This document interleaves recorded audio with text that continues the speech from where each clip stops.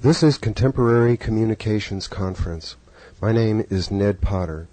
Today we welcome Walter Bowart, the author of the best-selling book, Operation Mind Control. Hello, Walter. Hi, Ned. Your book, Operation Mind Control, published in paperback by Dell Publishers in 1978, is presently out of print, but is due for re-release soon. Operation Mind Control chronicles the research and development efforts by agencies of the U.S. intelligence community to control the perceptions and actions of individuals utilizing a wide variety of techniques, including drugs and drug-assisted interrogation, hypnosis, aversion therapy, electronic dissolution of memory, psychosurgery, bioelectronic implants, microwave transmissions, and numerous other methods of modifying or programming behavior. Your book was the result of a long and costly process of research involving technical assistance from over 45 professional people and the cooperative efforts of many private citizens working without major funding or corporate support, and spurred on by shock and outrage that citizens have been so victimized by their own government. As Richard Condon, author of The Manchurian Candidate, wrote in the foreword to your book, quote, "Please keep fearfully in mind that the astonishing information published in this seminal work of investigative reporting concerning avenues taken to decision and execution by our secret police to fracture or dissolve human minds was drawn directly from federal records and from official laboratory archives, as well as from the reviving memories of those who had already undergone the dehumanizing process." Welcome to L.A., Walter Bowart. Thank you for being here. First, I would like to say that your book, Operation Mind Control, is one of the most important books published in the last 25 years, and I'm honored to be able to interview you concerning this subject. Thanks.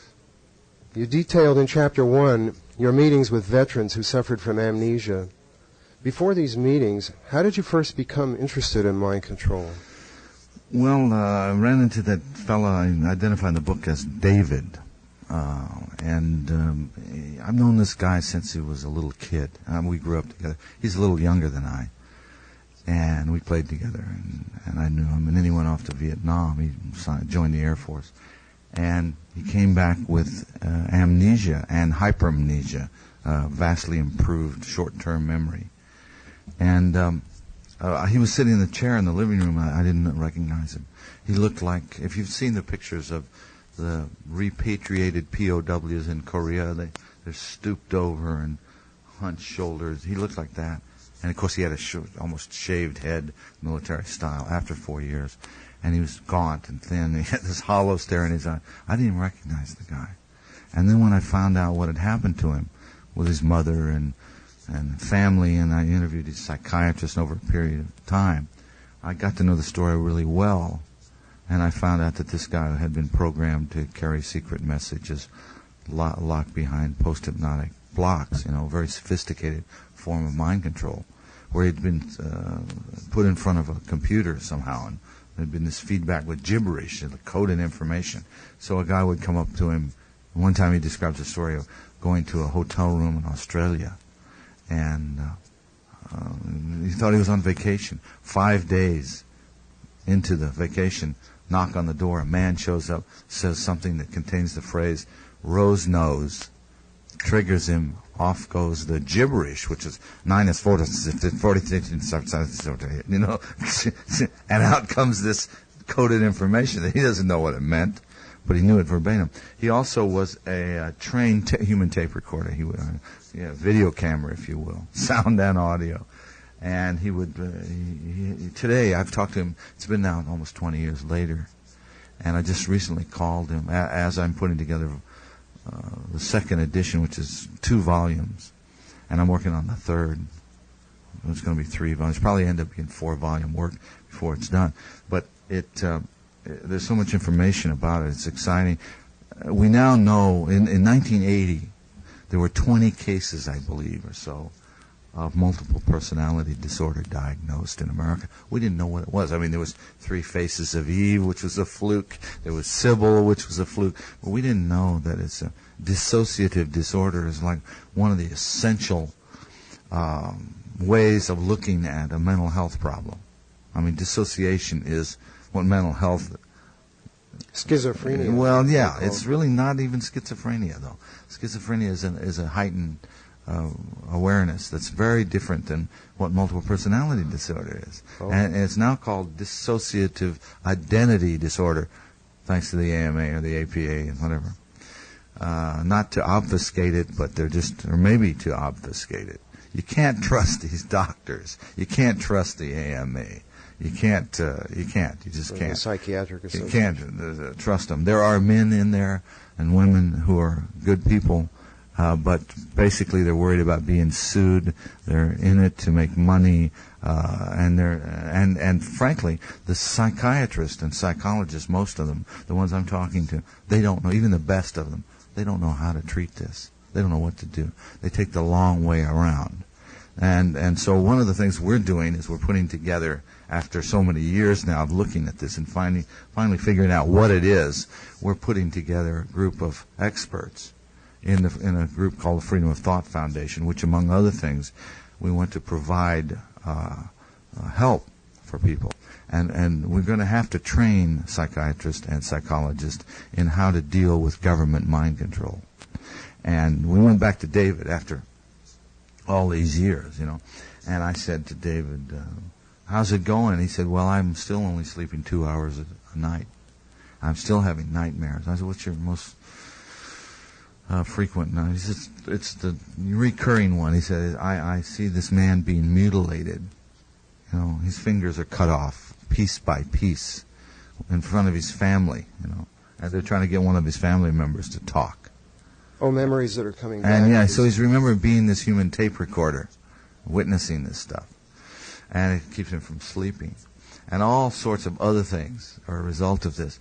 Well, I started asking him questions. I said, now your father, he wasn't raised with his father. He left when he was a small child. But his father was an alcoholic who used to beat the kids. Okay? Well, this is the basis of dissociation.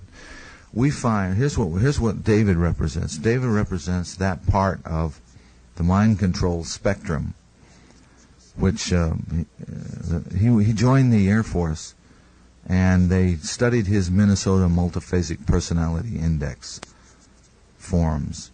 That MMPI shows multiple personality disorder very clearly. So they said, aha, we can use this guy, right? So they made him a hypno-program courier. That's not all he did. We don't know what all he did because he's very much recovered, but he's still suffering. And now we have the technology understanding to really help these people. Could you go into that a little bit? Yeah, well, it's basically the kind of thing that neurolinguistics programming uncovered. And neurolinguistics programming was really a toolbox of stolen from Milton Erickson, Virginia Satir, and various Gestalt, Fritz Perls, and a variety of other disciplines. And when you strip away all the technology from mind control, microwaves and magnetic waves, gravity waves, stuff, you end up with hypnosis. You end up with embedded commands, subliminals, stuff. So it's really basic, and it's really people think that hypnosis is something a big, mysterious. I'm going to go to sleep. And can you remember a time when you went to a Halloween party dressed in a costume? Can you? No, not me personally. You never went to a Halloween party? No. Can you remember one of your birthday parties? Yes. All right. And you just looked up to the left, you see, when you remember that, which means you're right-handed, and it also means that you're accessing your visual recall bank.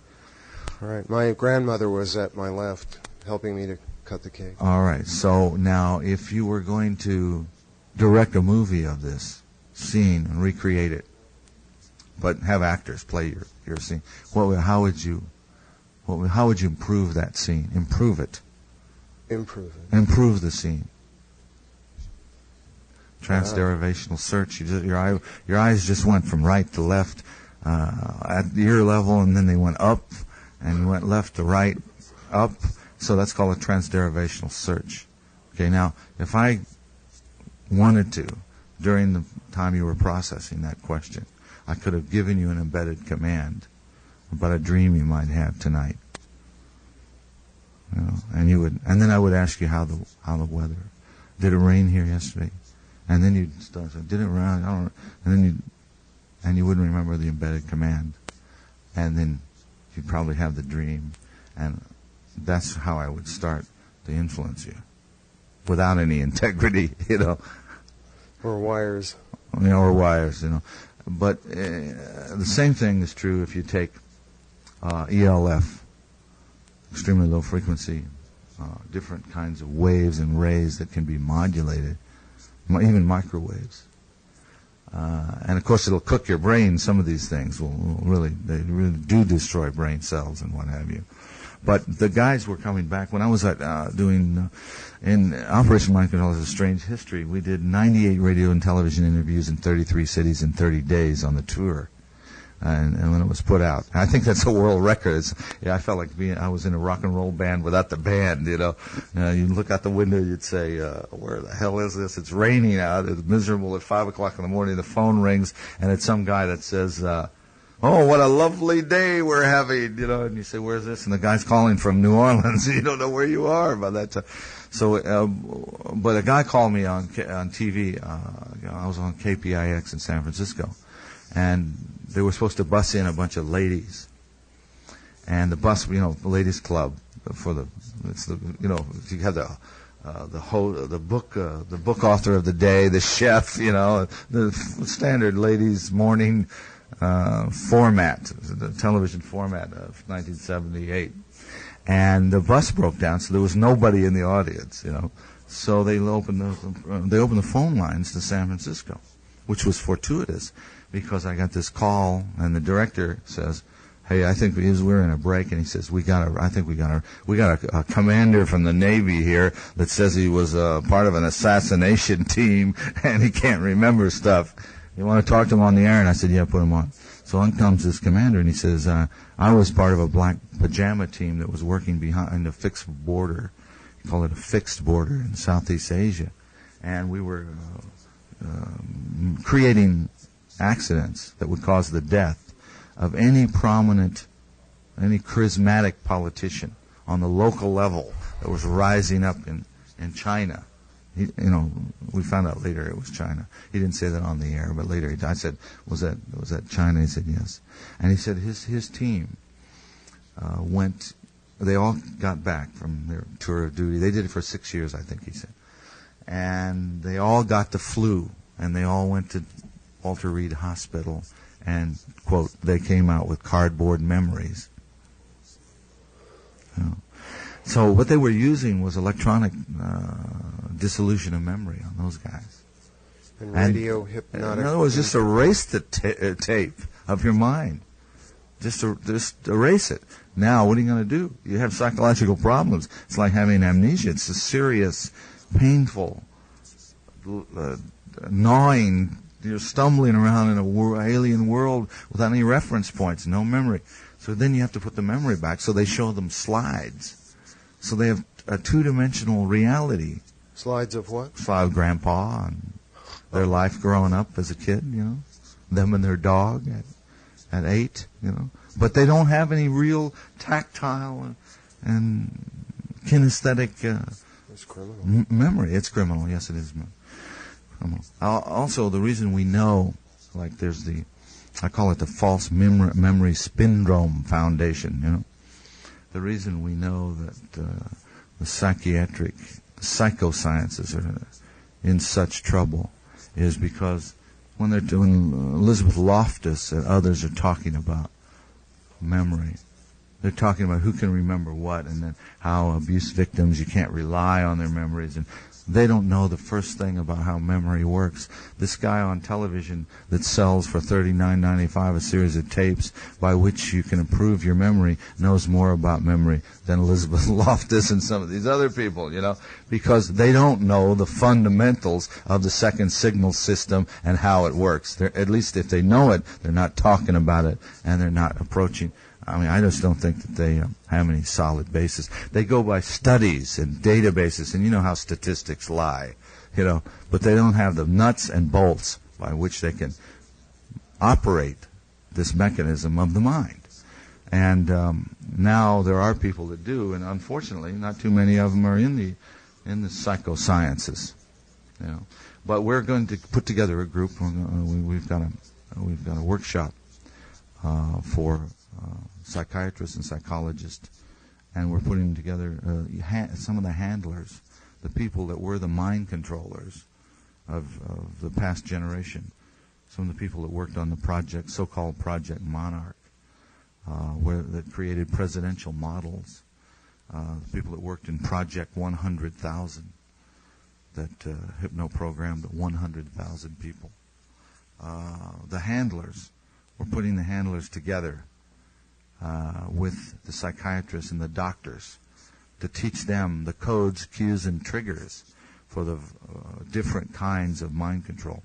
The SEAL teams, the Navy SEAL teams, also the what's the other team? Where's no insignias? The ones that went to Waco. ATF. No, not ATF. They were just black pajamas. It's in the book. I don't want to look. But these guys are hypno-programmed. And the programming is not that perfect. I mean, it's like getting a military education, is not a very great education because, by the time it's got so watered down to the lowest common denominator, like Juliana McKinney is in Washington at the, what's it called, the Electronic Harassment Project of the National Security Alumni Association. And she said that she learned NLP in the Army as an Army spy, Army intelligence agent. She learned neurolinguistics programming, but she can't use it. I said, why not? She says, well, you know how the government education is, it's just not any good. It's like the lowest common denominator. It's watered down. People that taught the people that taught the people that taught the people that taught the people are teaching us, And she says, I can't use it. She said, I never got it. I never understood. But it would be it's an important tool for all of us. I think it's got to become part of our educational system. And it's a great way for self-defense. Yeah, the compartmentalization and need-to-know basis degrades the quality of the research, apparently. Well, also the authoritarian, pyramid, linear, chain of command kind of organization is not very creative. Second signal system reinforcement is everything. A baby's laying in the crib, and it's got, just imagine you got an orange Nerf ball hanging over its head. You trademark Nerf ball. The baby's instinct is to reach up and touch this soft, warm, furry, orange ball. And when it touches it, at first it just sees this orange whatever it is. But when it touches it, it understands that it's not cold, it's not too hot, it's not menacing, it's orange, warm, furry, and it understands it and remembers what the Nerf ball is. So then you'll see the baby slap it and laugh and start interacting with the Nerf ball or whatever. But until that time, it's just curiosity makes it reach out and touch it. So you'll see a kid likewise when it's just beginning to walk. It'll stick. Imagine you got a glowing pot-bellied stove across the room. The kid walks up, and if you don't stop it, he'll put his hand on that cherry red stove. It'll do it once. That's aversive reaction. Aversive therapy. Ouch, burn, no more. Now you move away from the stove. But life is an adjustment between the urge toward eureka, and actually that's the pleasure center. When you discover the wow, that's the pleasure center stimulus, and I think it's the most powerful motivational force in human nature. Not sex, as Freud said, or not survival, as Darwin said. I think the eureka is what has made man come to this stage. And I hope we continue. Unfortunately, we run up against the National Security Act, National Security Curtain, and that's what's keeping the eurekas secret. All of our problems of society today, looks to me like, can be tracked right straight to the National Security Act. But that's another subject. Are you aware of any attempts to suppress your book? Well, I haven't been able to prove any. I got a lawyer for a while, and we. It seems just common sense. I can put together a pretty good argument. And in the beginning of the book, in the preface, I mentioned I got a lot of death threats. The book was taken off the shelf by Dell. Another book that was very harmless. The difference. It was based on the CIA documents that were released in the Freedom of Information Act. But mine wasn't. Mine was based on the research that I did, talking to people. And then I just used the documents to underline and prove the case. But this other book was mainly only the documents and handed out the way the CIA handed them out. And that was taken by Dell and replaced mine. And it's still in their list. What is the name? How that was John Marks, the Manchurian Candidate. Oh. And it's still in their list now. And I understand Marx has quit doing the research. I mean, he's on to something else. I don't know what he's doing. But I think that was disinformation. I mean, it didn't tell the truth. But the main difference was I said this is operational. And he said it's just experiments. We didn't come up with anything. We spent all this money. Oh, how silly. And I said this is the most important thing since the atom bomb. This is the Diane. I love Diane de Prima's poem Rant. The only war there is the war against the imagination. The only war there is the war against the imagination, and all other wars are subsumed by it. And what is the brain bomb that I've heard or read about? A brain bomb, yes. Well, it's probably something like the neutron bomb, except it doesn't kill the people. It just erases the tape, Just it leaves you stumbling around. How about that? Can you imagine? I can see a science fiction like film. Ed now. Muskie, remember the Ed Muskie? Yeah, sure. Yeah, there's a number of things that can do that. Number of different things. Ed Muskie, remember George Romney said, I was brainwashed. Jack Ruby said, I was brainwashed. Just listen to what people say. Yesterday at this Brain Mind Symposium here in, what's the name of this hotel? The Continental Hotel near LAX. There were 100 people there. And I asked them, how many of you have been brainwashed? And every one of them raised their hand. I said, how many of you have been mind controlled?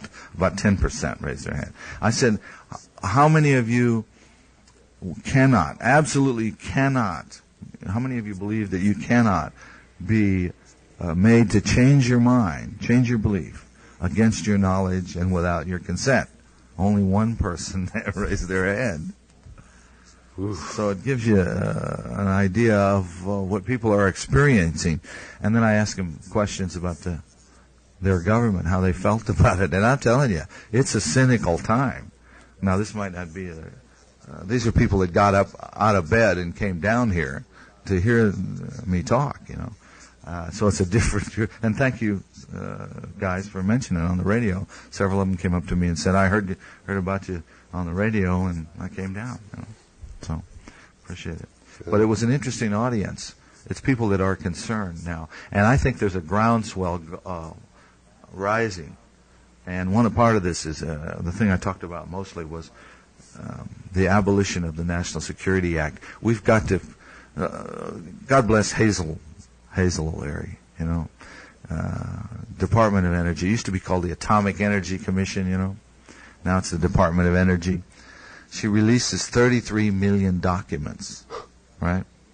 And, God bless her. But there's still, that's 3 miles high, pile of documents. Was that mostly what came out recently on the radiation on unsuspected? Well, yeah, but they're still doing it. I mean, it's 3 miles high pile of papers. And they haven't got to since it's been, a month or so now?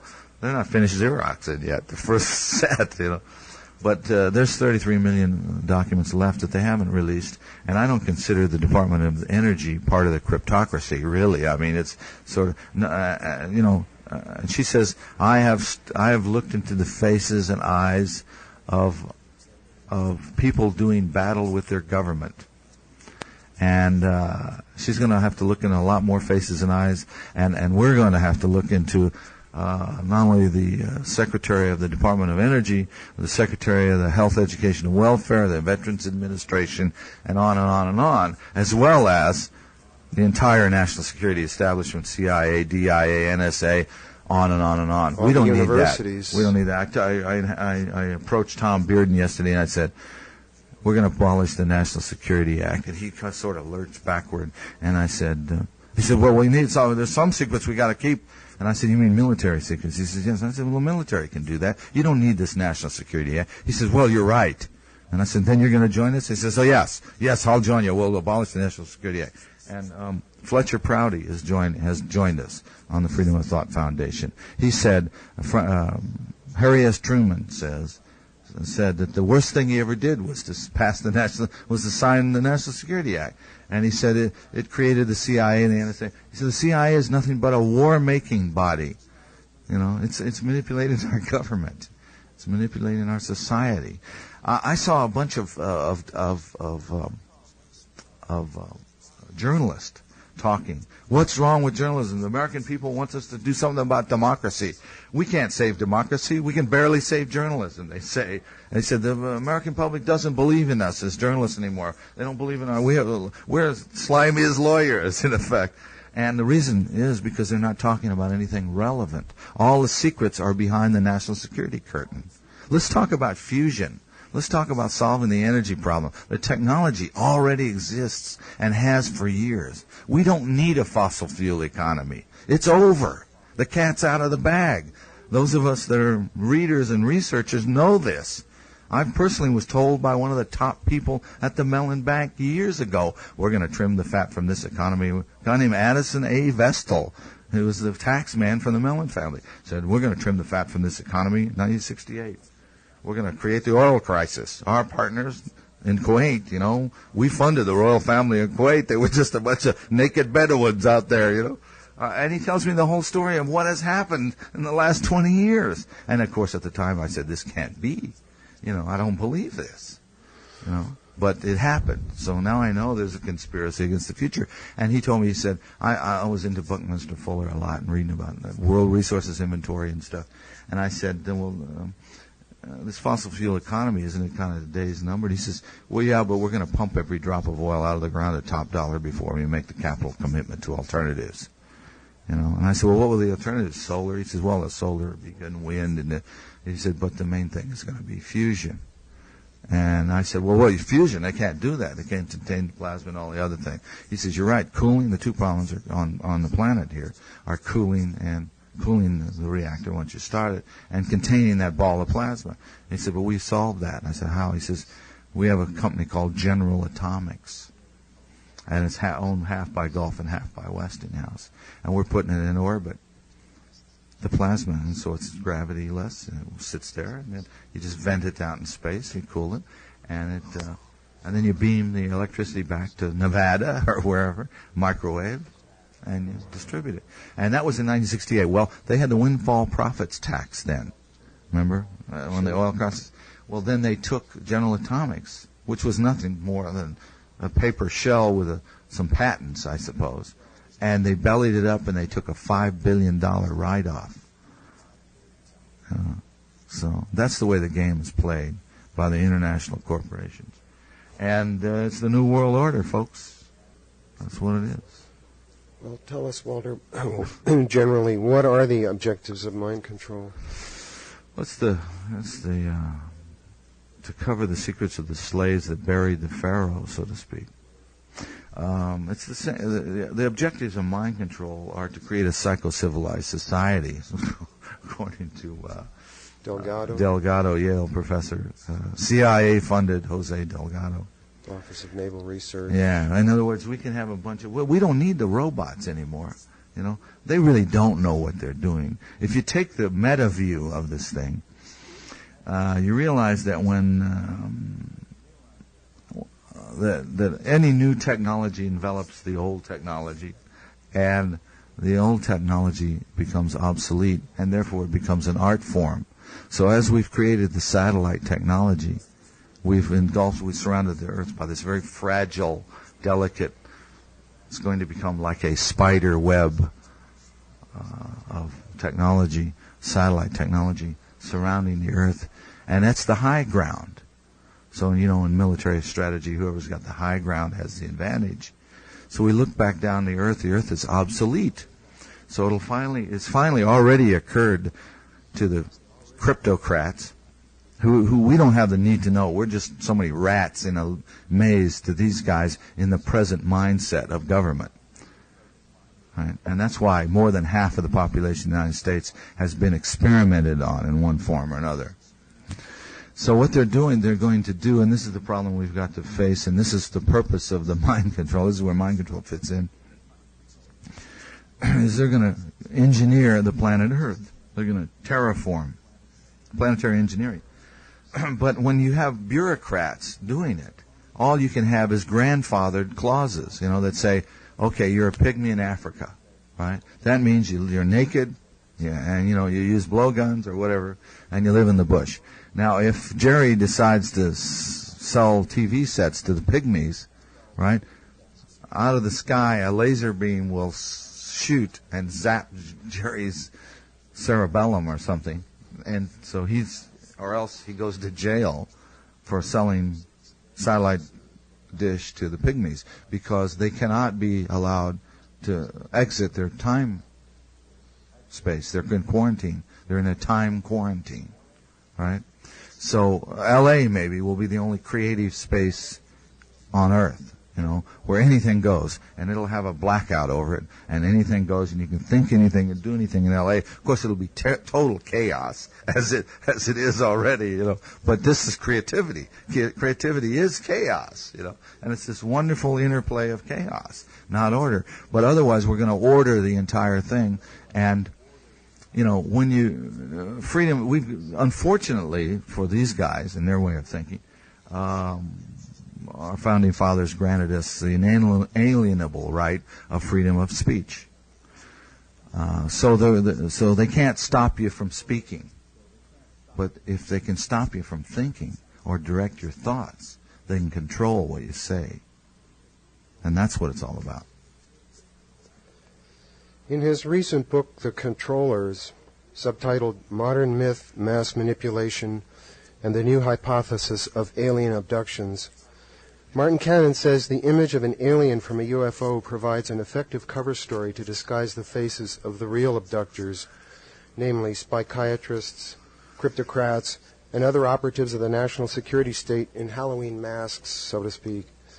The experiment being done by the Defense Advanced Research Projects Agency, Naval Intelligence, CIA, universities, etc., in such areas as electronic stimulation of the brain, hypnotic resistance to torture, microwave induction of intracerebral voices, and electronic dissolution of memory, need victims. And how better to evade responsibility for these crimes than to blame them on aliens? Could you comment on that? Well, I'd say well put, Martin Cannon. I mean, well done. It seems I really want to see these higher and more advanced beings that are millions of years more evolved than us come here and help us out, because I think we need help. I think this human race is in a big mess.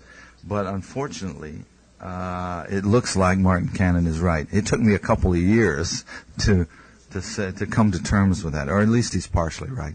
I don't think he's explained the entire UFO thing by his thesis. I think the book is worth reading, The Controllers. But I've since done my own research and found out that there is much more to Cannon's thesis than even Cannon knew about.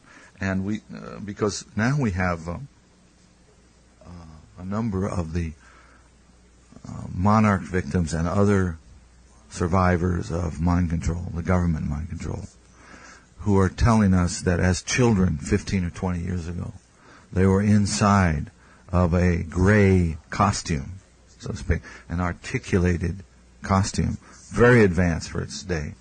And they played a role in pulling off a fake abduction scenario for somebody that was under influence of drugs. the first story I heard was they'd given this guy sodium amytal, and there he is, sort of floating in and out of the Twilight Zone, and they're making him believe that he's been abducted. But recently, one of these handlers says it's done with stun guns. It's done with high voltage electricity.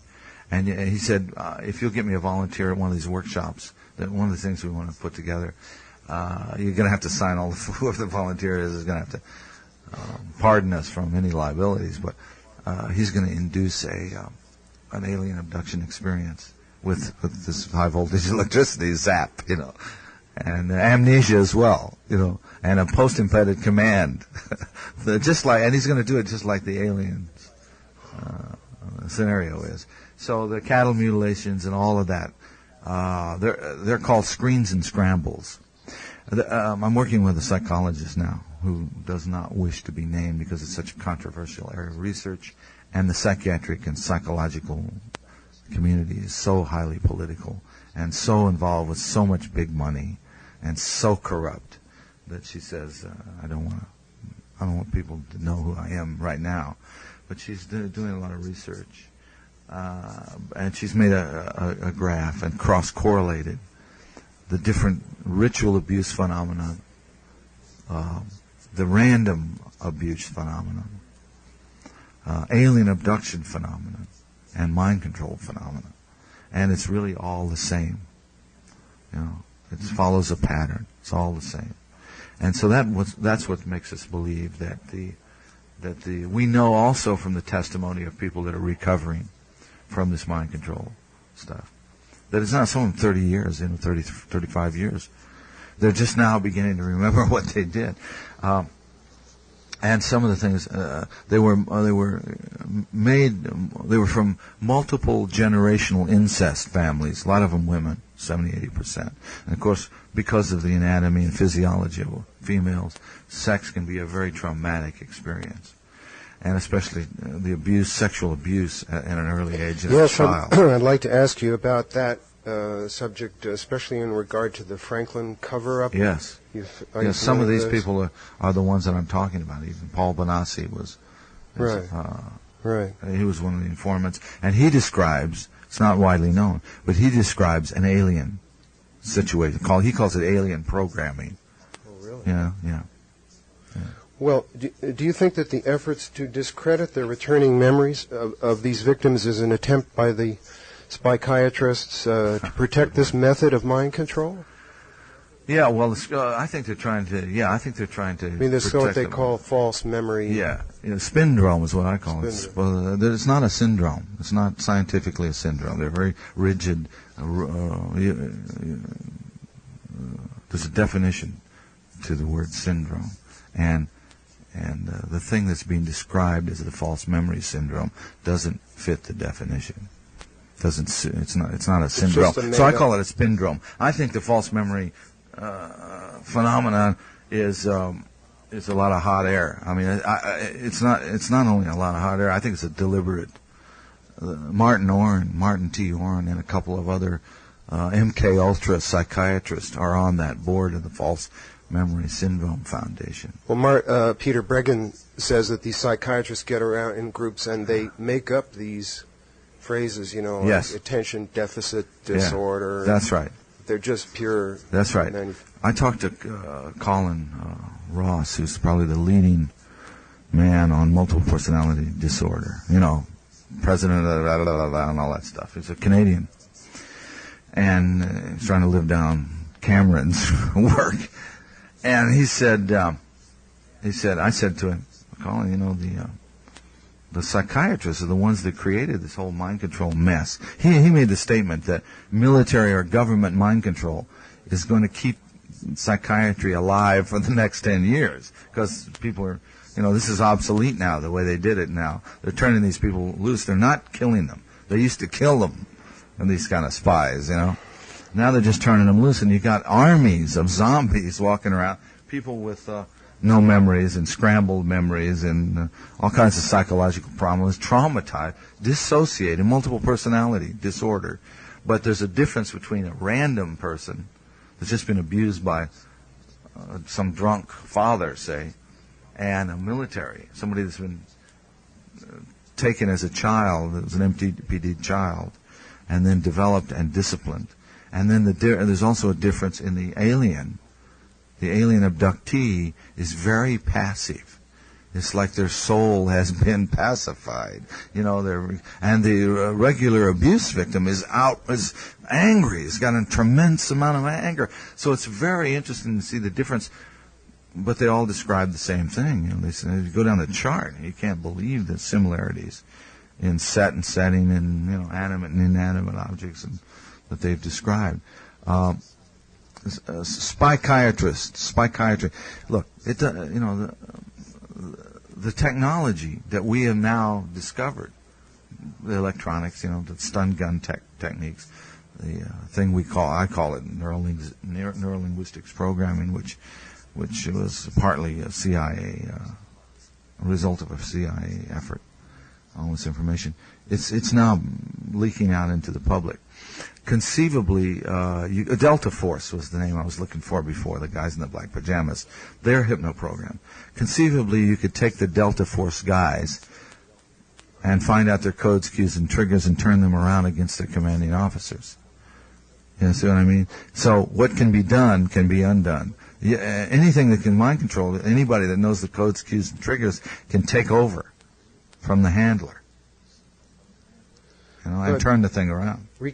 Bringing back people's memories seems to be a more difficult problem. Well, it's not just the memories. It's like the trauma comes with the memories. But there are ways now to treat that psychiatry has got to learn. Like psychiatry cannot cure a phobia, but I can cure a phobia in 10 minutes, Could you be more specific on that? Well, neurolinguistics programming can cure a phobia in 10 minutes. But the memories? You dissociate from the memories, and you look at the memory like a movie screen, and there's a technique involved, and you look at it over and over again until you're bored with it, right? And then you go on, and you're free of it. So your phobia is gone. Well, a lot of the fear is what's being used here. Fear motivates people. Fear is trauma, and trauma creates phobias. I saw my teacher get 5 people who couldn't wash their face because they'd almost drowned. Had a phobia of water. They used Noxzema. They were great. They consumed great quantities of face creams and stuff. And he got them to swim within 15 minutes. And one lady is the kind of person, I know another person is this way too, their bones are so heavy that they sink, they don't float. She dove in and sank to the bottom of the pool and was swimming, doing the frog kicks, and swung up to the shallow end and stood up and said, "Wow, I can swim," And she was cured forever, of her phobia. Now she can wash her face and take a shower and what have you. But and all phobias can be cured, but I don't think psychiatry knows this. I mean, the general run-of-the-mill psychiatrist doesn't know how to do this. Well, they're and it's very into simple. Pharmaceuticals. And they're into suppressing, giving drugs and suppressing the symptoms. Dr. Bob Beck has utilized psychoelectronic techniques, employing a device called the brain tuner to help people off heroin and other addictions. What can you tell us about some of the positive uses of these techniques? Well, all of it. Every one of these mind control techniques have been used to enslave people. Some of the electronic realm of it is new, but all of it is as old as mankind. The use of sound and color and lights and mantra and mudra and all that, the Sufi meditation things, those are very positive things, and they use the same technology that is being used to enslave people. So, any of this can be turned around, and Bob is doing some great work. He has sold, he's worked for the government, and he's probably feeling a little guilty about some of the things that he's done, the way they've been put to use. I would think that the psychiatric community, Colin Ross said to me, I said virtually every doctor in the psychiatric community of a certain generation worked for Project Mind Control. He says, you're absolutely right. And I said, then that means you guys got a lot of work to do clean it up. You made the mess. Now you got to clean it up. And he said, "You're absolutely right." Thanks, Walter. We'll return in a moment. Welcome back to Contemporary Communications Conference, Walter. The two-time Nobel Prize nominee, Dr. Robert Becker, writes in his 1990 book, Cross Currents, that since the mid-1970s, Dr. Jose Delgado, Spanish neurophysiologist, shifted his interest from direct electrical stimulation of the brain to the use of electromagnetic fields to produce fear, anxiety, and rage in humans by exciting specific areas of the brain. This work was not published in any scientific journals, but it was covered in Omni Magazine's February '85 issue. In the Congressional Record, number 26, volume 118 of February 24th, 1974, Delgado states, and I quote, "We need a program of psychosurgery for political control of our society. The purpose is physical control of the mind," which was the title of his book, incidentally. "Everyone who deviates from the given norm can be surgically mutilated. Man does not have the right to develop his own mind. Someday armies and generals will be controlled by electronic stimulation of the brain," unquote. Since you covered Delgado in your book, have you updated your research on him? Well, Delgado retired, as you know. He did that, and that's what he did, and he retired. Others took over from where he left off. And I think some of the work, side tributaries of his work are very, very interesting. Delgado, I think of him as the epitome of the mad scientist, you know. Yeah. And anybody that could buy that has got to be nuts. I mean, they're not an American. This guy's not an American. He's back in Spain, you know. And I think he functions very well under a monarchy, you know, because he thinks like a dictator. Anybody that suggests a psycho-civilized society is... we have the technology today with mind control, the beneficial use, the humane results, the application, the influencing with integrity is what it's all about. It's got to be. We have the ability to rehabilitate prisoners, criminals of all kinds, and turn them into productive people. We're into punishment instead. We have a political problem in this country. This society is sick from the top down, and this is what's coming out in the testimony of these victims, survivors of mind control. Some of the asides of Delgado are the Russians picked up. You know, where we messed around with monkeys, you know, and sticking needles in the monkeys' brains. The Soviets stuck the needles in the humans' brains, and they were trying to cure this woman of Parkinson's disease, and they found her orgasm center. And of course, every time they stimulated it, she got an orgasm. So she'd have thousands of orgasms a day, and she fell in love with the guy that held the button and followed him around. Then they stuck another needle in another part of the brain, and they hit her pleasure center.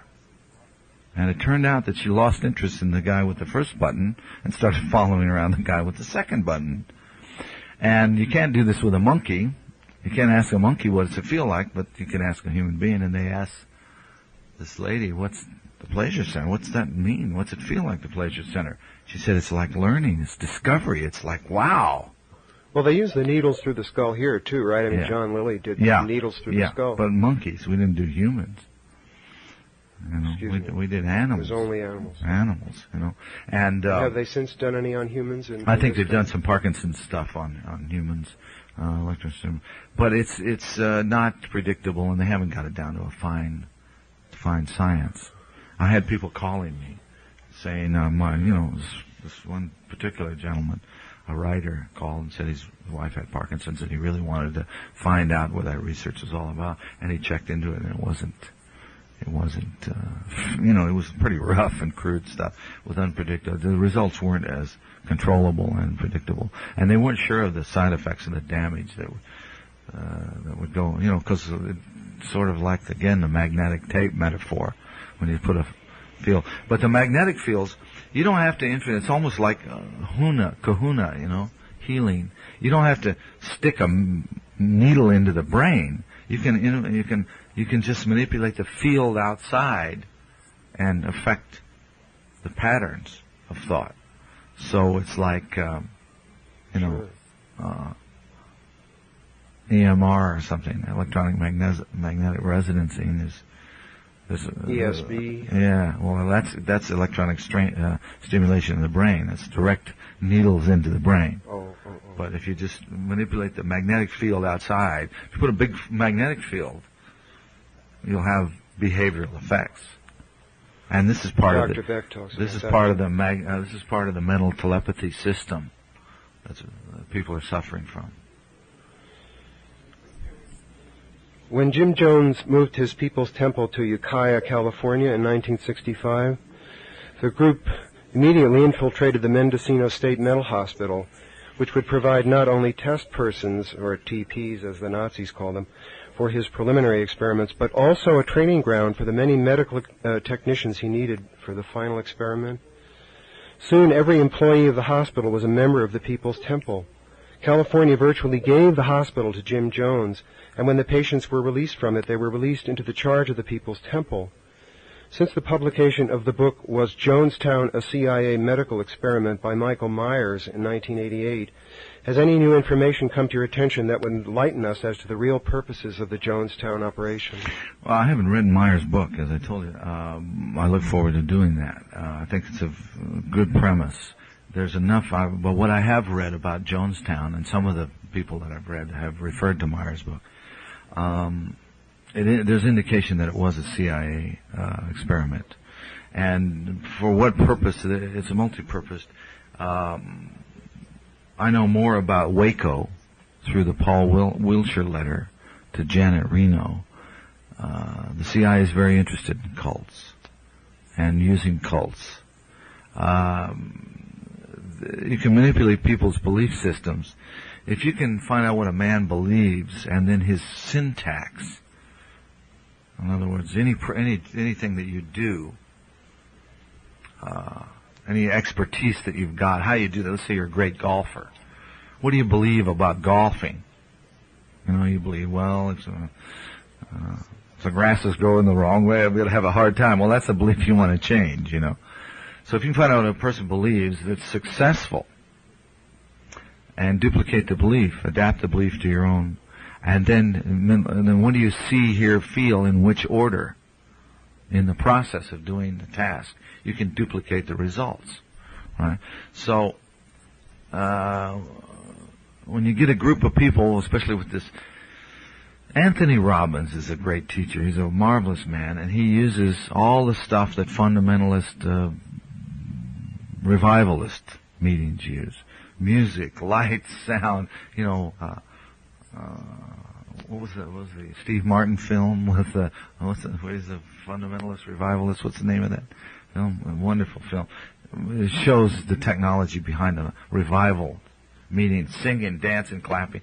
Say something, get a group of people saying something, chanting it over and over again, and then get them to anchor it in their physiology by dancing or clapping their hands together or something. It's very powerful. It's using the memory in your body to reinforce the information. So you can really change behaviors this way. So that's just part of the research that would go on with cults and groups. Now, in Waco, according to Wilshire's letter, and according to the Delta Force guys that went in there and murdered some of these people, right? They had a problem of conscience because these were sitting ducks. These people were captive sitting ducks. They used according to Wilshire's letter, and now we know that Wilshire is dead. He was hit by some electronic weapon, it looks like, that exploded his inner organs.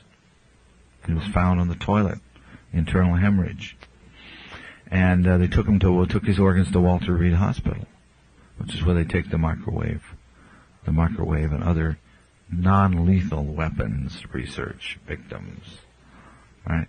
Waco and Jonestown are two examples of CIA interference, and this is why we've got to abolish the National Security Act.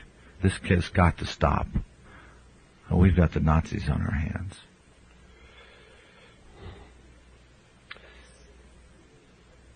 Are the mass shootings at McDonald's in San Diego, the Stockton, California schoolyard, San Francisco Business Tower, and Long Island Railroad, just to mention a few, the work of mind control terrorists?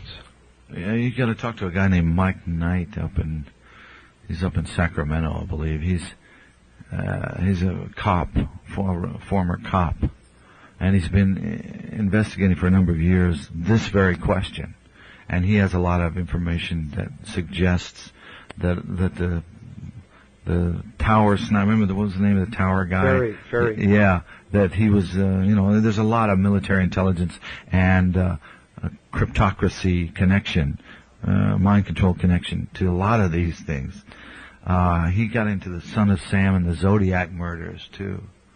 And he says the pattern is unbelievable. He's worth an interview for you sometime. Would you relate this to gun control in some way? Yeah. Well, this is how it's being used. I mean, you have enough nuts. The whole society is being engineered this way. I mean, programming. The word programming on television, it means programming. And the violence in England, you don't have violence on television. They don't show it. And of course, they don't allow guns there either. But you have sexual murders like Jack the Ripper. You have these weird, perverted, repressed guys going crazy off in the dark alleys of London. But and you have these weird, strange sex crimes. But of course, we're having those to the in the bizarre manifestations recently. Well, we didn't used to. I think a lot of it's on television. There's a phenomenon called audiovisual desensitization going on. When you have all this violence, murder, mayhem, all the blood and guts and explosions, action, adventure on television and what have you, you end up with people that are desensitized to it. And little kids are taking a gun and saying, "Oh, let me shoot him like on TV," and blowing people away. And of course, there's plenty of guns around. Well, that's a question I have about the Ludovico treatment, in The Clockwork Orange. Yes. If they were desensitized, I mean, they were showing him films of violence, yes, but they weren't. Were they desensitizing him? Yes. In other words, to stop him from. Well, they were. It was like the same thing. A phobia cure would be without propping your eyes open and forcing you to watch the film. This was. It wasn't quite right what they showed, but they showed it. They gave the general impression. Okay, but it wasn't quite right. It was, but they were trying to desensitize him too. The way you characterize Luis Castillo, Lee Harvey Oswald, Sirhan, James Earl Ray, it suggests a unifying theory behind the idea of the, quote, lone nut assassin. Could you elaborate on that? Well, I didn't say they were assassins. Right? I said they're patsies, most of them. And this is the cover story. Usually there's a shooter on all the assassinations. They're highly trained professional military marksmen, and or several of them in some cases. And then the rest of them are just throwaways. Now, we don't know if that's true of Luis Angel Castillo or not, because there was no assassination, no crime.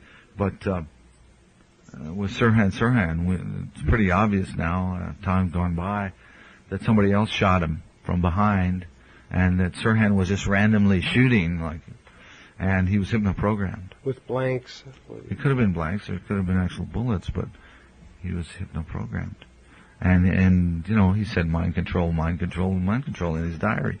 He could write, which also, by the way, now, it indicates he had 3 personalities there. Each one was answering. So he kept saying things in 3s, He'd write them down in 3 times. And so nobody probed that. Nobody really resolved Sirhan. He's still in prison up there with a scrambled brain, So the only one we know who actually killed somebody was Mark David Chapman. Yes. Right. Yeah. So since Fenton Bressler's book "Who Killed John Lennon" came out in 1989, yes. Good book. Has any new information come out on Chapman? I don't know. I haven't studied the Chapman case. Because they keep bringing him back on TV. Barbara Walters interviewed him. Is that right? I don't know, 6 months ago or so. And she even asked him directly, are you controlled? And he said no, which of course can mean nothing, I suppose. But. Yeah, well, yes. Can you be made to do something against your will and without your knowledge? Most people will tell you no. But the answer is yes. Of course it is. And the easiest person to hypnotize is the person that says, I can't be hypnotized, because the hypnotist never tells you, yes, you can. They say, of course you can't be hypnotized. And they establish a rapport, and that's the entry into hypnosis. Well, this question may not be properly exactly on mind control, but I'm very interested because in the beginning of your book you talk about Daniel Ellsberg. You say that he broke free from the chains of command when he leaked the Pentagon Papers. Do you still believe that? Well, I don't know. Maybe so, maybe not. Maybe he leaked them on purpose. Well, did you read Silent Coup by Kolodny and Getlin? No.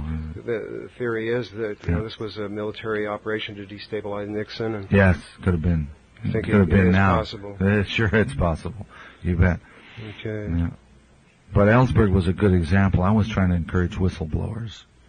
I think it's happening now very much more. Maybe he was meant to. He was told. Well, yeah, but also he might have done it for his own motives and didn't realize how it served others. Sometimes myself, I think, I'm saying, who gave me this information? How did this information come to me? Is this a leak? I'm always struggling with it. But you can get off in a paranoid dimension that way, where you never do anything if you don't just play it by your guts. So a guy like Ellsberg was probably doing it for the right motives on the surface of it. I don't think he was I don't necessarily think that he was a witting dupe.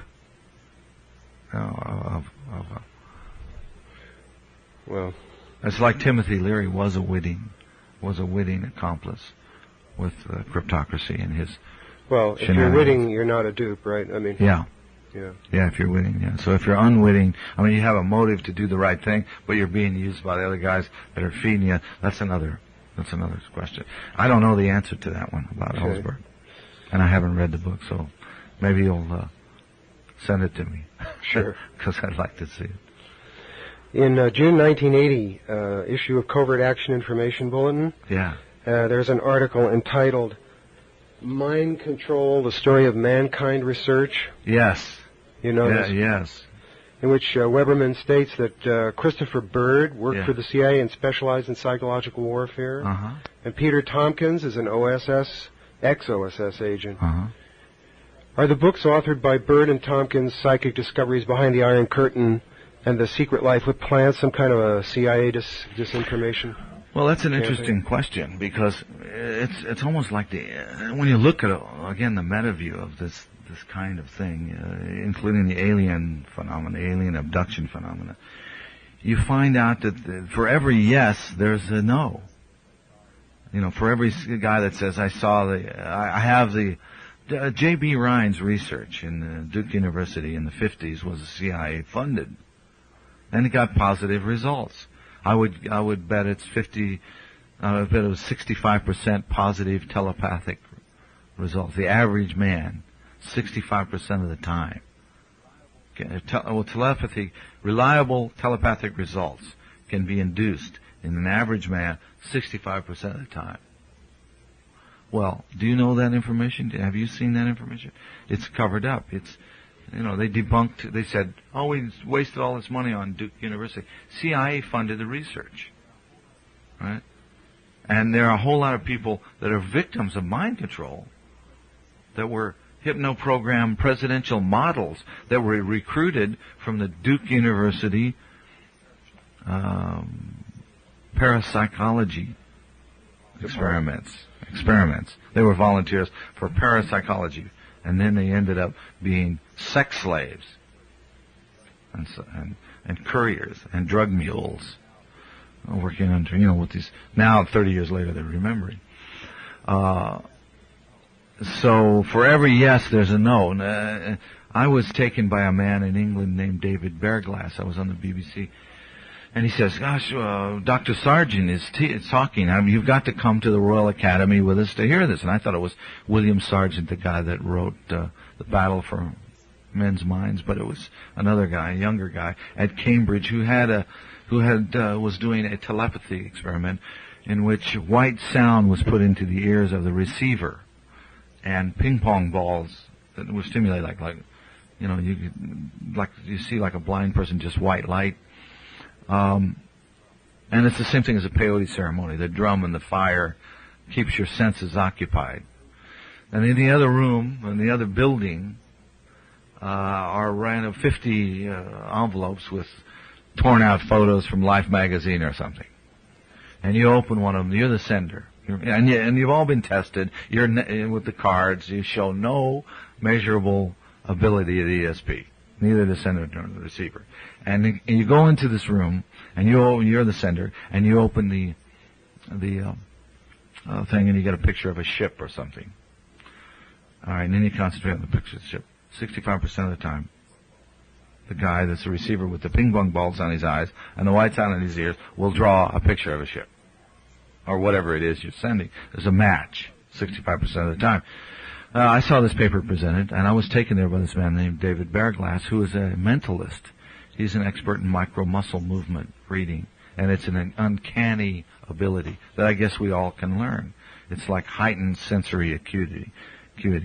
You know, and NLP teaches you some, neurolinguistics programming teaches you some of these things. But this guy had it developed to an nth degree. He was like the amazing Randy, you know, who's the CIA version of David Bearglass. So Bearglass kept us out till 4 in the morning, and we had a great time having dinner. And Omni Magazine was the host of this affair, and I got to talk a lot with Sargent, and I was really impressed with what he was doing. And on the way home, this guy, Bearglass guy, kept getting up to make a phone call. And I said, "Where are you going, Dave?" He says, "My 40th wedding anniversary. I have to call my wife."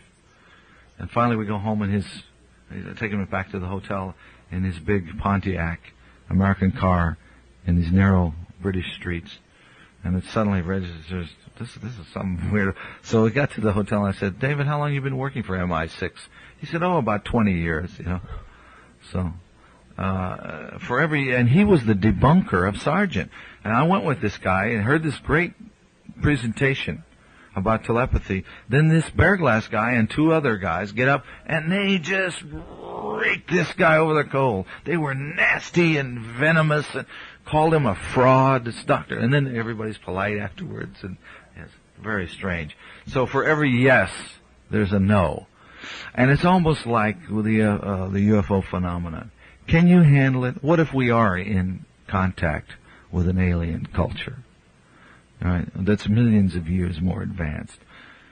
Goodbye, religion. We're not going to believe in science anymore, not the science we've got. We're not going to believe in our government anymore, because they don't know anything. All right?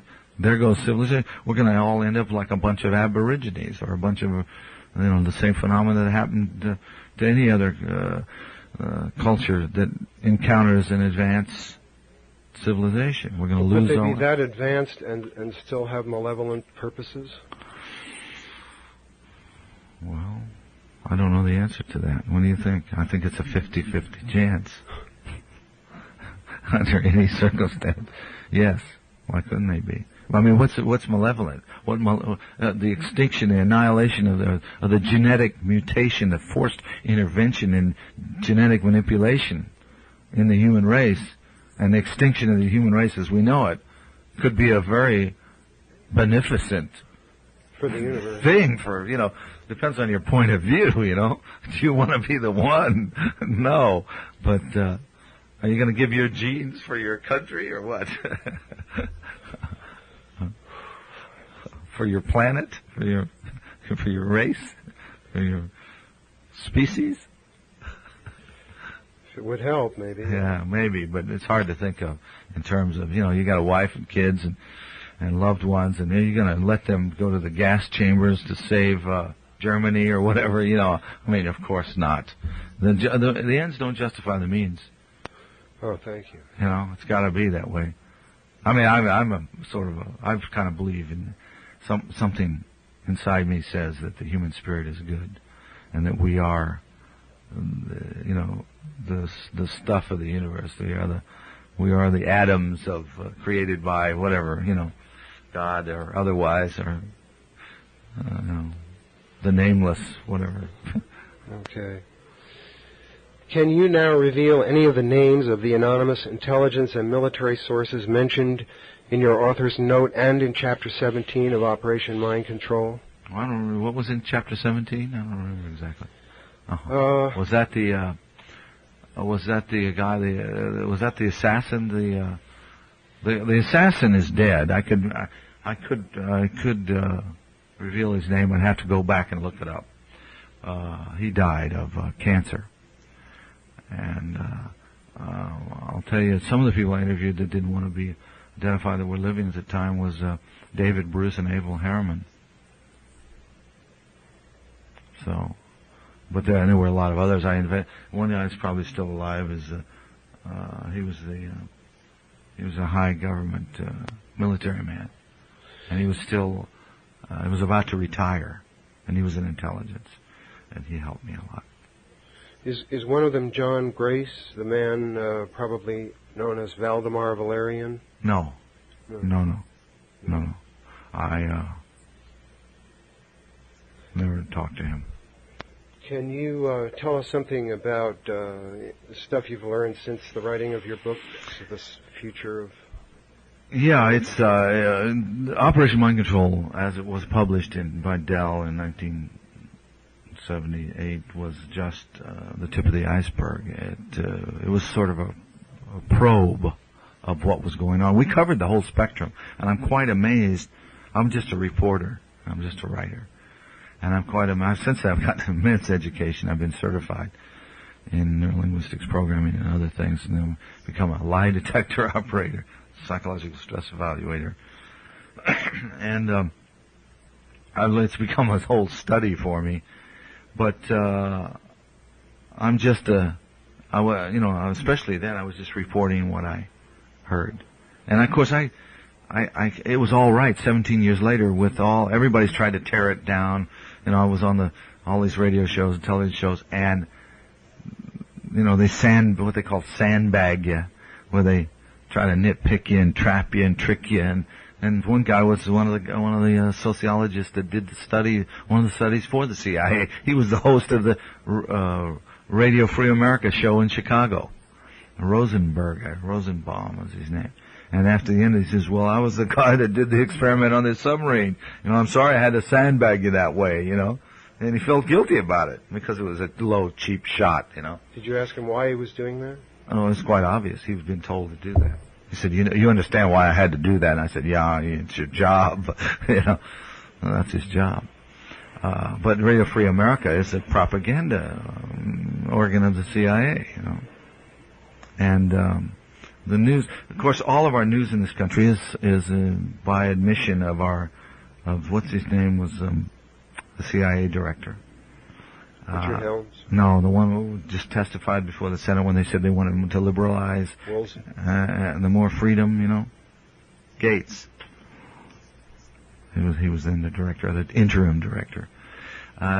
He released the memo. First the Congress asked him to see ways that they could loosen up and get rid of some of these secrets. So he came back with a 100-page report that was classified for Congress. They couldn't show it to Congress. The Congress insisted. They really made a stink. So then he released the report. And the report says that every radio, television, newspaper in the country has a CIA asset on it. Okay? So our news is manipulated and controlled. Right. We know that from the dispatch document that was about how to counter criticism of the Warren Commission report. Oh, really? It was put out. Great. Yeah, I got a That's copy wonderful. of that from Mark Lane. Really? You should read that. I don't have it. Didn't bring it. Oh. And, well, it's definitely controlled. And, but there's hope that every disaster is a blessing in disguise. When information travels at the speed of light, there's no secrecy. You can't control this stuff. So the cryptocracy's days are numbered. The Clipper chip didn't work. They're going to try something else. They'll keep trying something. They'll get something that they have a back door that they can read your mail and eavesdrop on your computer communication, listen to your telephones. But it won't matter because some other hacker will invent a a guy named Carl, what was his name? He had a company called Cryptext. He was Carl Nicolai up in Oregon, Washington. Cryptext. This was back in 80 maybe. A little $100 box. You put it on your computer, and it encodes everything. I mean, man, you're the only ones with the keys. God forbid you lose the key. You never get it back. Like a Clipper? It was like better than the Clipper thing. $100, this little dinky thing. This guy's a genius. He started making it, selling it for $100. The National Security Agency shut him down, put him into court for 8 years. Violation, restraint of trade, un-American activities. This has got to stop. And then they figured out, well, they were afraid this guy would sell it to the Arab countries or some African nation or whatever. Which they did themselves with the Inslaw programming anyway. Yeah, but here for billions of dollars, they have these big systems, and some guy like Nikolai invents this little $100 thing that totally upsets our apple cart. That is free enterprise. That's the spirit of America. That's what it's all about. That's why this country used to be great, because guys like Nikolai could do that. The Security Act comes in, and it's an antitrust thing. It's a violation of our principles of business and the whole freedoms, everything this country is all about. To be able to have a cryptocracy, the National Security Act must be repealed. Must be repealed. And these cryptocrats must be sent packing, and the criminals, when you're going to find out the criminal behavior, as soon as you repeal the National Security Act, all the secrets are going to come. Just like what happened in the Soviet Union with its collapse. We found out all the secrets of the KGB. We're going to find out all the secrets of these guys. Of course, there'll be a Richard Helms in there destroying, burning files, and the paper shredders going. And, of course, it's happening right now. Prouty says that there's the lights are burning overtime in Langley. They're Xeroxing planting false files right now, just for Freedom of Information requests. So you can't depend upon the Freedom of Information system, because they plant false information in the files. All right, so you can't believe those documents. The MJ-12 document is a perfect example. Well, the Pentagon Papers a good example. Was it a false document? I don't know. Trying to convince us that we could win in Vietnam. Oh, yeah. Oh, yes, right. Yeah, yeah. But see, that's not like a technical manual. It's not a technical manual. Walter, what is the Freedom of Thought Foundation? It's the purpose of it is to abolish the National Security Act, to give, to maybe perhaps explore the possibility, at least with lawyers and interested parties, to bring to the public forum, and discuss the possibility of amending the Constitution so that freedom of thought is an inalienable right. Our founding fathers couldn't conceive of a time when voices could be implanted in your brain, nor could they conceive of subliminal commands in the elevators in department stores. And I think we ought to be free of that stuff. I think we should be free to be free from microwave radiation, electromagnetic frequencies of all kinds that affect human thought processes, and that we should be able to have a system by which we can prosecute perpetrators of mind control, be they public or private.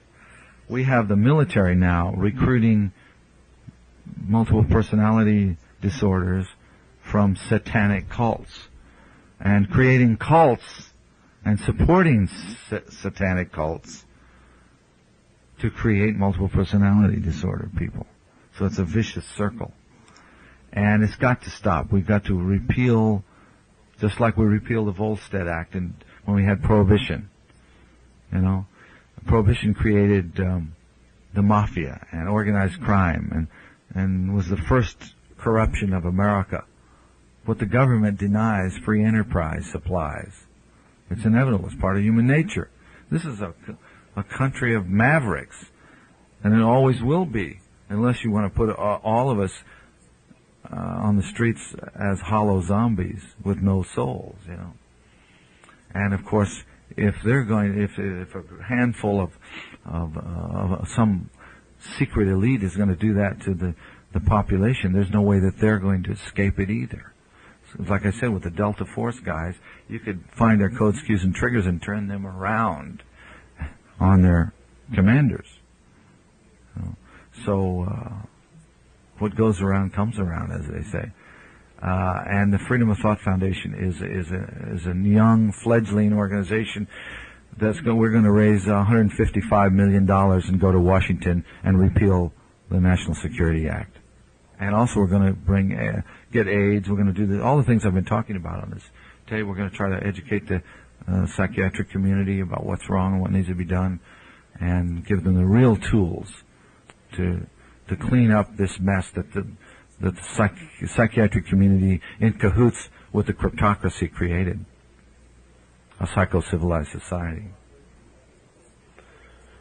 When will Operation Mind Control be re-released, and what will the new information be? The first edition of 500 copies only will be released. It's called the Flatland edition. Will be released August 15th, and it contains a lot of information. It sort of explains what the first book was about. It contains all of that information updated that was in the first book, but it also has a second volume to it. It's more than twice the size of the first edition, and it's got more testimony from witnesses. It's got more interviews and more fresh new material. And of course, then it shines the light of the present on the past, and I'm quite amazed at what I didn't know what I know now, but it was all the seeds of it were in the first volume. So it's quite amazing to look back 17 years and find out that the first person in the book was a multiple personality disorder, when I thought probably that would be diagnosed as schizophrenia and so forth, But it goes to show you how much we've grown in in our understanding of the human mind in 17 years. It's pretty amazing. And the Monarch program is there? The Monarch program is a very interesting thing. It had to do with a butterfly, and the early Monarch victims were tattooed, and there were 2 or 3 different levels of programming, and each kind of programming had its own set of codes, cues, and triggers. And the people that were tattooed with a monarch butterfly were a certain type of, usually presidential models, very attractive young women. Some of them sold into prostitution, coerced by mind control into prostitution, some sort of perverted form of prostitution, to high government officials, right? And then the bizarre sexual tastes would be cultivated of these high government officials. And then that fits in with the Franklin. Well, that's how you would control the high government officials. Yeah, the Franklin part of it was involved in Monarch. Bonassi was a Monarch victim.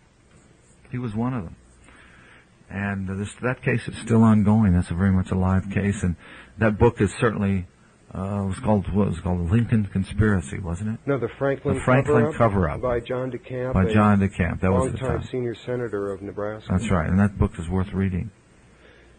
Very much. Absolutely. If you had been a victim of MK Ultra, what plan of action would you have devised to protect yourself, if any? Well, you wouldn't know you would have been a victim if you were a victim of MK Ultra. I mean, the ones you would know 30 years later, probably, like it's happening. The Project Monarch people, it started when they were infants. Some of them came from 100-year families have been doing this for 100 years, and the CIA just accessed these people, these children. They would take babies, infants, and dip them in cold water, the bottom half of them in cold water, ice water, and then the top half of them in scalding hot water, right? And they would dissociate as infants. And they began to program these children this way and develop these different dissociated personalities that could then be used. And at a certain age, they would then sell them. This is still ongoing in this country. They would then sell them on a white slave market to the cryptocracy, who would use them as couriers to carry messages like behind. Because when you get into an MPD state, weird phenomena happen: improved memory, enhanced memory, hyperamnesia, incredible memory abilities, great gifts come out of people who are tortured. The dissociation produces very useful things: sex slaves, drug mules, spies, people who can remember, like human tape recorder type people. It's quite amazing. So it's very useful to the intelligence people.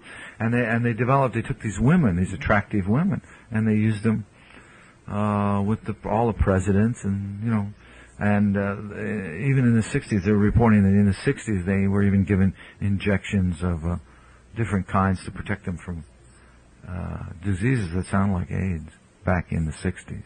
Do you think that was genetically engineered? I do.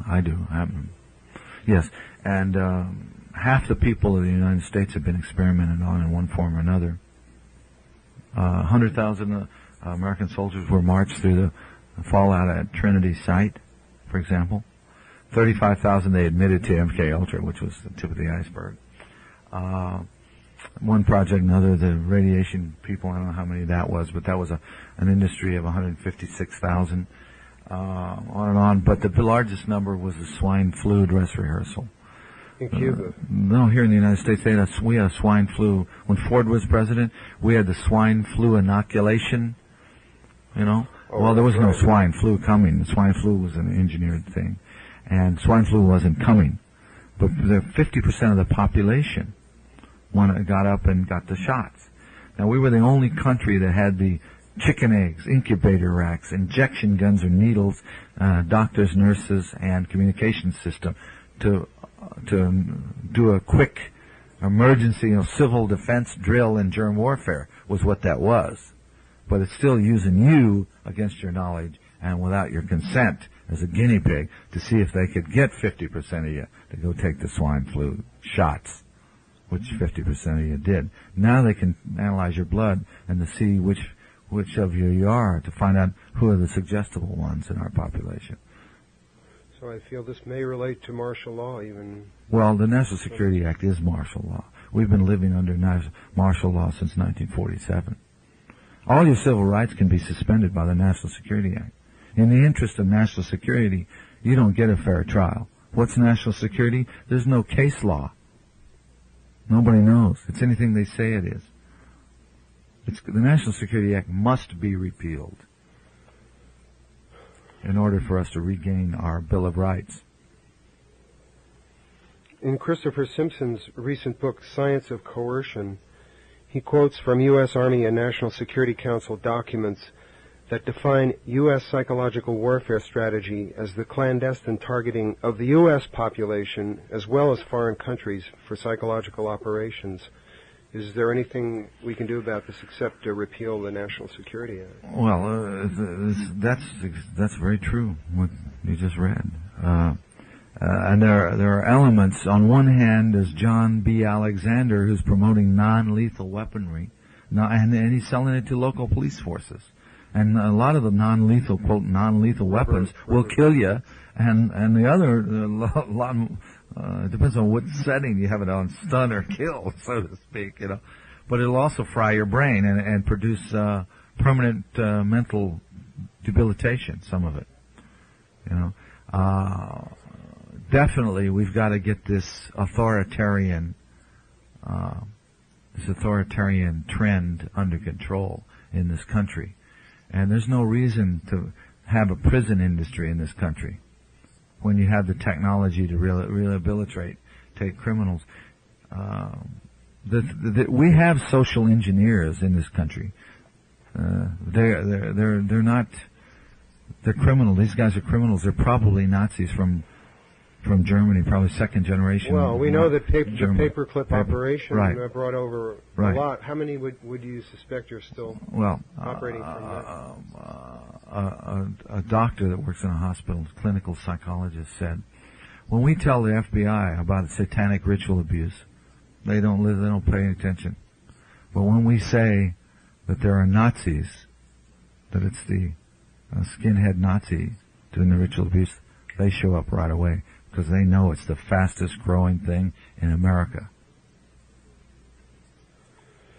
On behalf of Contemporary Communications Conference, we'd like to thank you, Walter.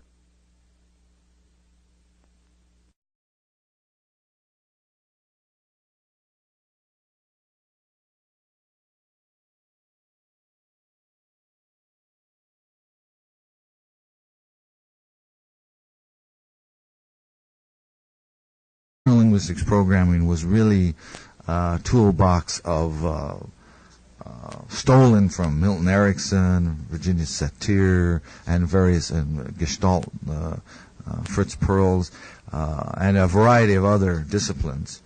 And when you strip away all the technology from mind control, microwaves and magnetic waves, gravity waves, stuff, you end up with hypnosis. You end up with embedded commands, subliminals, stuff.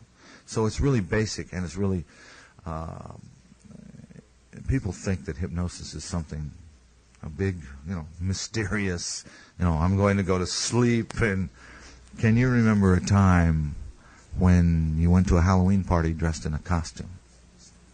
Can you? No, not me personally. You never went to a Halloween party? No. Can you remember one of your birthday parties? Yes. All right.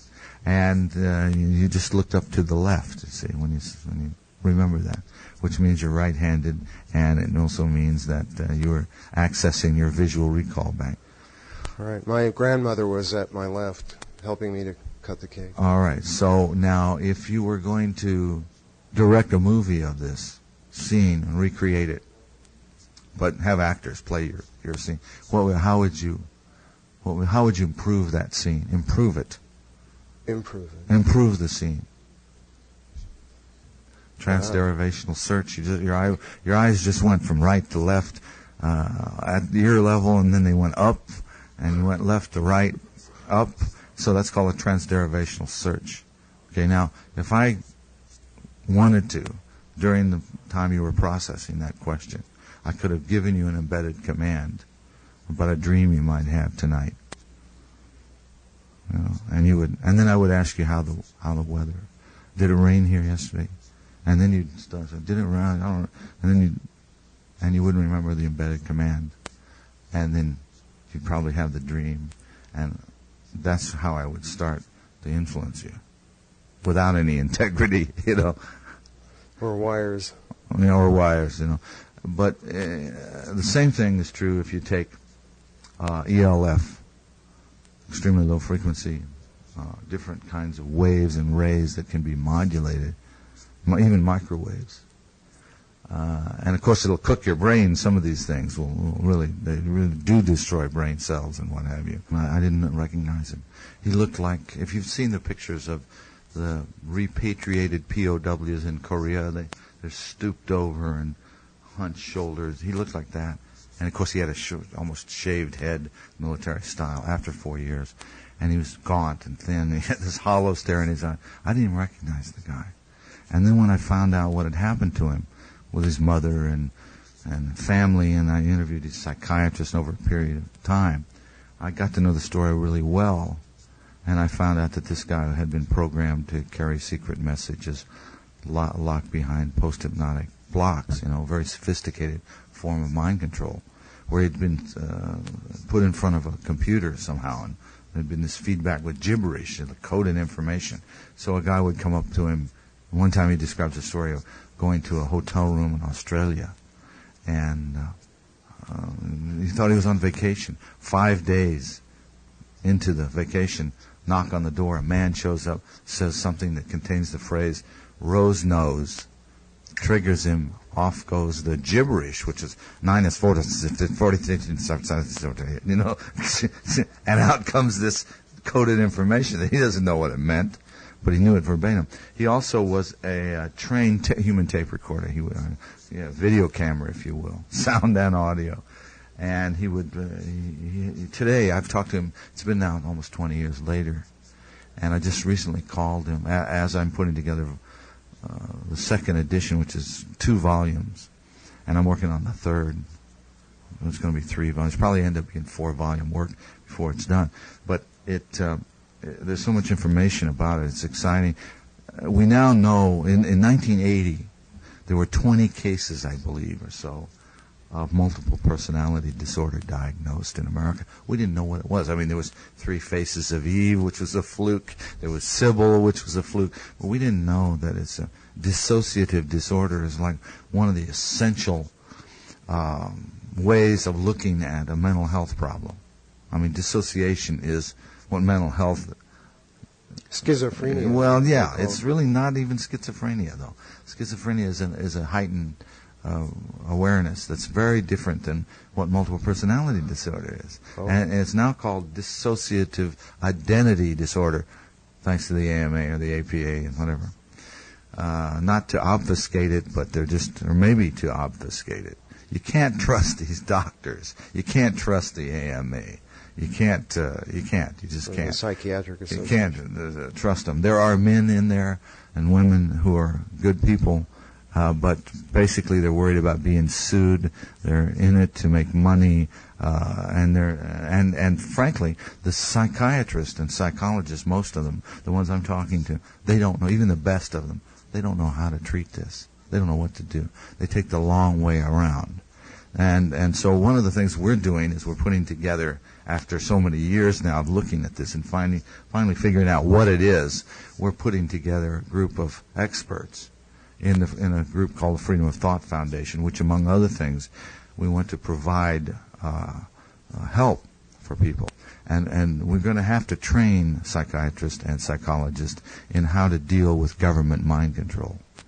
And we went back to David after all these years, and I said to David, how's it going? He said, well, I'm still only sleeping 2 hours a night. I'm still having nightmares. I said, what's your most frequent night? He said, it's the recurring one. He said, I see this man being mutilated. His fingers are cut off piece by piece in front of his family, and they're trying to get one of his family members to talk. Oh, memories that are coming back. And yeah, so he's remembering being this human tape recorder, witnessing this stuff. And it keeps him from sleeping. And all sorts of other things are a result of this. Well, I started asking him questions. I said, now your father, he wasn't raised with his father. He left when he was a small child. But his father was an alcoholic who used to beat the kids. Okay? Well, this is the basis of dissociation. We find, here's what David represents. David represents that part of the mind control spectrum, which he joined the Air Force, and they studied his Minnesota Multiphasic Personality Index forms. That MMPI shows multiple personality disorder very clearly. So they said, aha, we can use this guy, right? So they made him a hypno-program courier. That's not all he did. We don't know what all he did because he's very much recovered, but he's still suffering. And now we have the technology and understanding to really help these people. Could you go into that a little bit? Yeah, well, it's basically the kind of thing that neurolinguistics programming uncovered. But the guys were coming back. When I was doing in Operation Mind Control is a Strange History, we did 98 radio and television interviews in 33 cities in 30 days on the tour. And when it was put out, I think that's a world record. I felt like I was in a rock and roll band without the band. You look out the window, you'd say, "Where the hell is this? It's raining out. It's miserable." At 5 o'clock in the morning, the phone rings, and it's some guy that says, "Oh, what a lovely day we're having." And you say, "Where's this?" And the guy's calling from New Orleans. You don't know where you are by that time. So, but a guy called me on TV. I was on KPIX in San Francisco, and they were supposed to bus in a bunch of ladies, and the bus, the ladies' club you have the book author of the day, the chef, the standard ladies' morning format, the television format of 1978, and the bus broke down, so there was nobody in the audience, So they opened the phone lines to San Francisco, which was fortuitous. Because I got this call, and the director says, hey, I think we're in a break, and he says, we got a commander from the Navy here that says he was part of an assassination team, and he can't remember stuff. You want to talk to him on the air? And I said, yeah, put him on.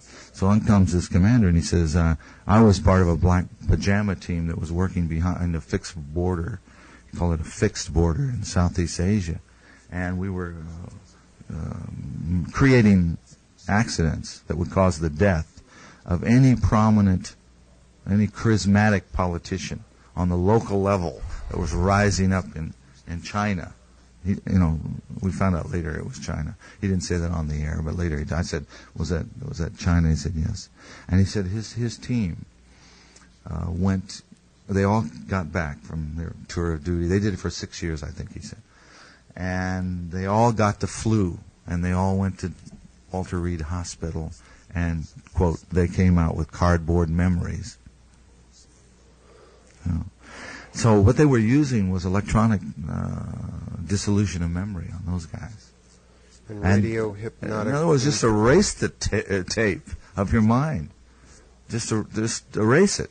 Now, what are you going to do? You have psychological problems. It's like having amnesia. It's a serious, painful, gnawing. You're stumbling around in an alien world without any reference point. This is Contemporary Communications Conference. My name is Ned Potter. Today we welcome Walter Bowart, the author of the best-selling book, Operation Mind Control. Hello, Walter. Hi, Ned. Your book, Operation Mind Control, published in paperback by Dell Publishers in 1978, is presently out of print, but is due for re-release soon. Operation Mind Control chronicles the research and development efforts by agencies of the U.S. intelligence community to control the perceptions and actions of individuals utilizing a wide variety of techniques, including drugs and drug-assisted interrogation, hypnosis, aversion therapy, electronic dissolution of memory, psychosurgery, bioelectronic implants, microwave transmissions, and numerous other methods of modifying or programming behavior. Your book was the result of a long and costly process of research involving technical assistance from over 45 professional people and the cooperative efforts of many private citizens working without major funding or corporate support, and spurred on by shock and outrage that citizens have been so victimized by their own government. As Richard Condon, author of The Manchurian Candidate, wrote in the foreword to your book, quote, "Please keep fearfully in mind that the astonishing information published in this seminal work of investigative reporting concerning avenues taken to decision and execution by our secret police to fracture or dissolve human minds was drawn directly from federal records and from official laboratory archives, as well as from the reviving memories of those who had already undergone the dehumanizing process." Welcome to L.A., Walter Bowart. Thank you for being here. First, I would like to say that your book, Operation Mind Control, is one of the most important books published in the last 25 years, and I'm honored to be able to interview you concerning this subject. Thanks. You detailed in Chapter 1 your meetings with veterans who suffered from amnesia. Before these meetings, how did you first become interested in mind control? Well, I ran into that fella I identified in the book as David. I've known this guy since he was a little kid. We grew up together. He's a little younger than I. And we played together, and I knew him. And then he went off to Vietnam. He joined the Air Force. And he came back with amnesia and hypermnesia, vastly improved short-term memory. And he was sitting in the chair in the living room